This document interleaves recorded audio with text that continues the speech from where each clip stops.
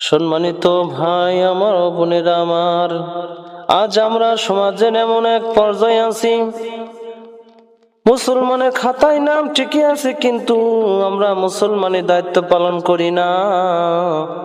কালেমা পড়ি, কিন্তু কালেমা পড়া অর্থ তার আল্লাহ রাসূলকে এবং আল্লাহকে মনে প্রাণে বিশ্বাস করা। কিন্তু আমরা মনে প্রাণে যদি বিশ্বাসই করতাম, তাহলে আমাদের দ্বারা খারাপ কাজ হতো না।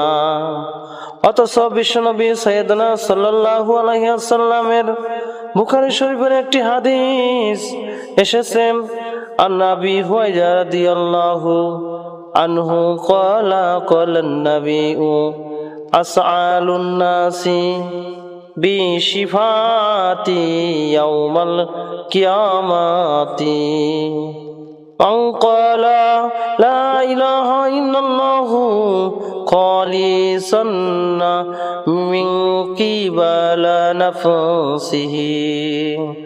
আবু হুরায়রা রাদিয়াল্লাহু হইতে বর্ণিত আছে, রাসূল সাল্লাল্লাহু আলাইহি ওয়াসাল্লাম ইরশাদ করিয়াছেন, আমার সাফায়াত দ্বারা কিয়ামতের দিন সবচেয়ে বেশি উপকৃত ওই ব্যক্তি হইবে যে খাঁটি দিলে লা ইলাহা ইল্লাল্লাহু বলিবে।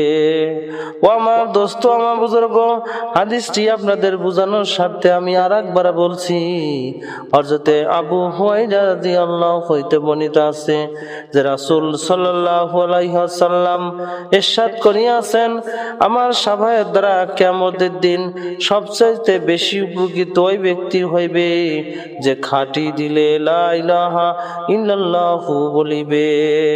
ও আমার ভাই, ও আমার দোস্ত, আজ আমরা খাঁটি দিলে কালেমা পড়ি ঠিক আছে, কিন্তু এই কালেমা পড়ে আবার সুদ খাই, এই কালেমা পড়ে আবার ঘুষ খাই, এই কালেমা পড়ে সমাজে ব্যভিচার করি, এই কালেমা পড়ে ভাই ভাই সম্পদ মেরে খাই, এই কালেমা পড়ে বোনের হক নষ্ট করি।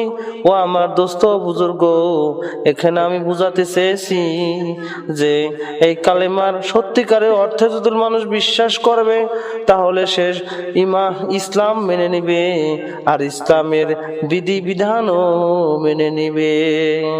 আমার ভাইরা, আমার বন্ধুগণ আমার, আসুন না আমরা ওই পথে চলি যে পথে আল্লাহর পথে চলি, আল্লাহ রাসূলের পথে চলি, যে মাত্র 60 বছর 70 বছর জিন্দেগিতেও বাপ ও দোস্ত দুনিয়াতে বেঁচে থেকে আমরা কি বা লাভবান হব। আমাদের জীবন কি 3টি অংশ ভাগ করে নেয় মানুষ।